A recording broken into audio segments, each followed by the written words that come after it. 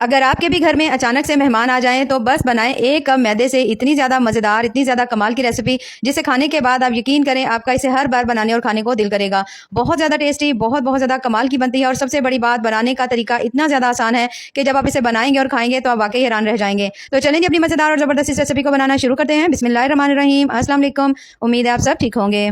तो इस मज़ेदार सी रेसिपी को बनाने के लिए यहाँ पर हमने ले लेना है एक अदद बोल और उसके अंदर शामिल कर लेना है यहाँ पर हमने एक कप मैदा, 2 चम्मच हमने इसके अंदर डाल देना है मेल्ट किया हुआ घी, इसमें शामिल कर देंगे। बिल्कुल थोड़ा सा नमक डालेंगे क्योंकि एक कप हमारे पास मैदा था और आधा चम्मच हमने इसमें ईस्ट डालना है, यानी कि आपने इसमें खमीर डालना है। उसके बाद मैं इसमें शामिल कर रही हूँ नीम गर्म दूध। अगर दूध हो तो वो डाल लीजिए, लेकिन अगर आपके पास थोड़ा सा दही है तो दही डाल लीजिए, दही से भी आपको बहुत अच्छे रिजल्ट मिलेंगे। अब यहाँ पर आपने बिल्कुल थोड़ा थोड़ा सा दूध जाना है और आपने इसका थोड़ा सा एक सख्त आटा लगा लेना है।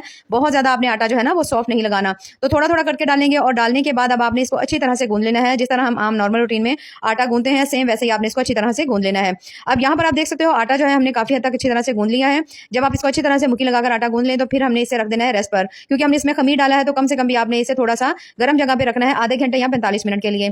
तब तक हम इसकी स्टफिंग जो है वो तैयार कर लेते हैं। पैन ले लेंगे, पैन में 2 से 3 चम्मच आपने ऑयल डाल देना है और उसके बाद हमने इसके अंदर शामिल कर देनी है मीडियम साइज की प्याज, बिल्कुल बारीक काट के हल्का हल्का सा प्याज को हमने यहाँ पर फ्राई कर लेना है। तो जैसे ही आप देखो जो प्याज है वो थोड़ी सी आपकी हल्की सी फ्राई हो गई है तो फिर हम इसके अंदर शामिल करेंगे यहाँ पर चिकन। और चिकन जो है यहाँ पर मैंने बिल्कुल थोड़ा सा लिया है, आधा कप जो चिकन है ना वही आपको काफी होगा, क्योंकि हमने यहाँ पर जो मैदा है ना वो बहुत ज्यादा कम मिकदार में लिया है, यानी कि हमने सिर्फ और सिर्फ 1 कप लिया है। तो यहाँ पर हमने ले लिया है चिकन। चिकन डालने के बाद अब हमने इसको भी थोड़ा सा भून लेना है। अब अगर आपके पास चिकन नहीं हो तो आप सिर्फ और सिर्फ सब्जियां जो हम घर में आमतौर पर पड़ी होती हैं वही डाल करके आप इस रेसिपी को बना सकते हैं, यानी कि स्टफिंग बनाने की आपकी मर्जी है, जैसे आपका दिल करे आप इसकी स्टफिंग बना सकते हैं। मैंने चिकन डाला है थोड़ा सा, उसके साथ ही मैंने इसके अंदर शामिल कर दिया है थोड़ा सा नमक। नमक से जो चिकन है ना बहुत ज्यादा जूसी बनेगा, जब आप खाओगे तो आपको ये फीका फीका नहीं लगेगा बल्कि बड़े मजे का लगेगा। अब यहाँ पर आप देख सकते हैं जो चिकन है उसका भी कलर हल्का लाइट ब्राउन हो चुका है और उसके साथ ही प्याज भी हमारे हल्के हल्के से लाइट ब्राउन हो चुके हैं, तो इससे ज्यादा हम नहीं करेंगे। अब इसके अंदर शामिल करेंगे यहाँ पर हम बिल्कुल थोड़ा सा ना अदरक लहसन का पेस्ट भी शामिल कर लीजिएगा थोड़ा सा, और उसके साथ ही आपने इसके अंदर डाल देना एक अदर टमाटर शामिल कर देंगे बिल्कुल बारीक कटा हुआ, आधा चम्मच अदरक लहसन का पेस्ट डाल देंगे। डालने के बाद दोनों चीजों को अच्छी तरह से भून लेंगे जब तक कि टमाटर भी अच्छी तरह से सॉफ्ट हो जाए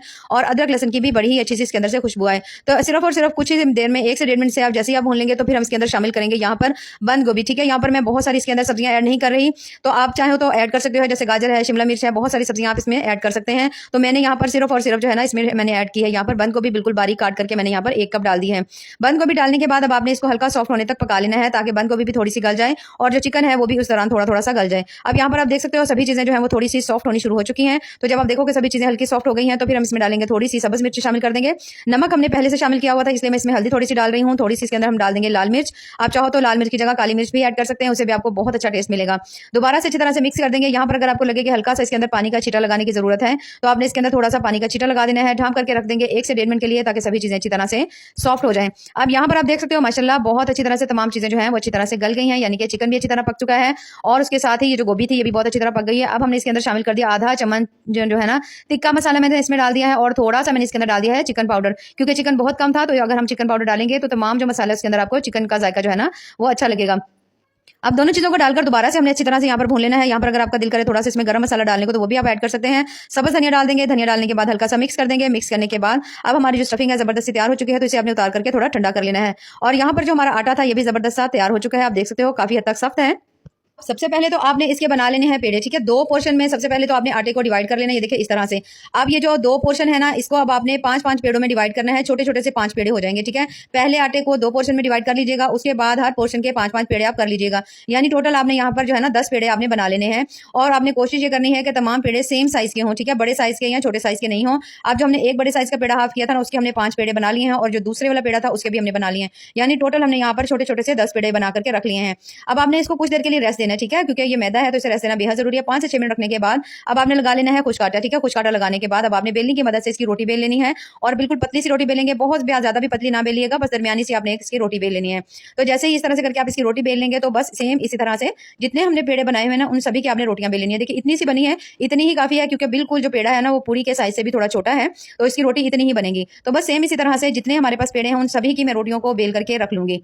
अब यहाँ पर मैंने तमाम जो रोटियां आप देख सकते हो मैंने यहाँ पर बेल करके रख ली है। ठीक है, 10 अदद हमारे पास रोटियां थी। अब इन रोटियों को हमने किस तरह से सेट करना है उसके लिए अब आपने इसके अंदर से 5 अदद रोटियां निकाल लेनी है, 5 साइड में रख देंगे। और उसे बनाने का तरीका कुछ इस तरह से है कि सबसे पहले आपने ले लेनी है जनाब 1 अदद रोटी। ठीक है, ये देखिए यहाँ पर मैं रख रही हूँ, ये 5 अदद रोटियां हैं। सबसे पहले आपने 1 रोटी लेनी है, उसके ऊपर हल्का सा आपने घी लगा लेना है, थोड़ा खुश्क आटा लगाएंगे, उसके बाद रोटी को इसके ऊपर रखेंगे, अच्छी तरह से किनारों तक सेट कर देंगे। दोबारा से इसके ऊपर आपने लगा लेना है हल्का सा ऑयल।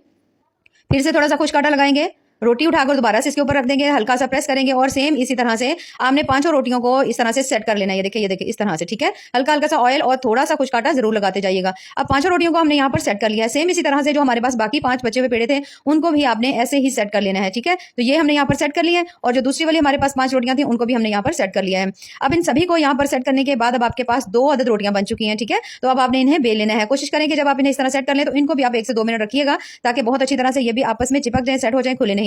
अब थोड़ा सा हाथ की मदद से फैला लीजिएगा और उसके बाद हमने बेलनी की मदद से इसकी अच्छी सी रोटी बेल लेनी है।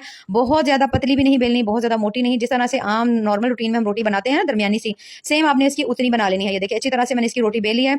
अब मैं आपको इसकी मोटाई दिखा देती हूँ, यानी कि ये कितनी सी मोटी है, ये इतनी है, ठीक है।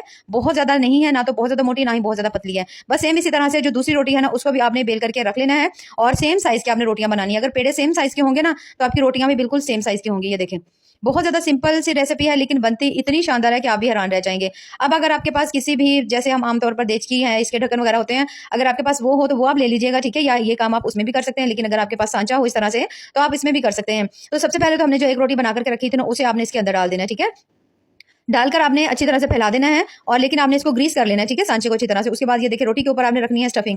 तमाम स्टफिंग जो है आपने इस तरह से करके रोटी के ऊपर रख देनी है। मैं तकरीबन सारी ही डाल रही हूँ क्योंकि जितनी स्टफिंग आप इसमें डालेंगे आपको इस रेसिपी का उतना ज्यादा मजा आएगा। ये देखिए इस तरह से।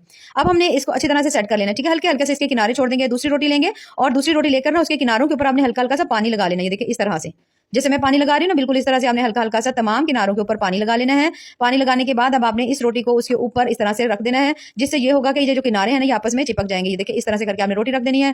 किनारों को आपने अच्छी तरह से, ये देखिए इस तरह से आपने प्रेस करना है कि आपस में सील हो जाए, बाद में ये खुले नहीं जब हम इसे पका रहे होंगे। तो अब चाहें तो ये जो स्टफिंग हमने बनाई थी ना इसके ऊपर आप थोड़ी सी चीज भी डाल सकते थे, ये और भी ज्यादा मजेदार लगनी थी। तो ये आपकी मतलब चॉइस है, दिल करे तो आप डाल लीजिएगा, नहीं तो आप इसे स्किप भी कर सकते हैं, ऐसे भी बहुत मजे की बनेगी। अब अच्छी तरह से हमने इसको सेट कर लिया। सेट करने के बाद इसे थोड़ा और ज्यादा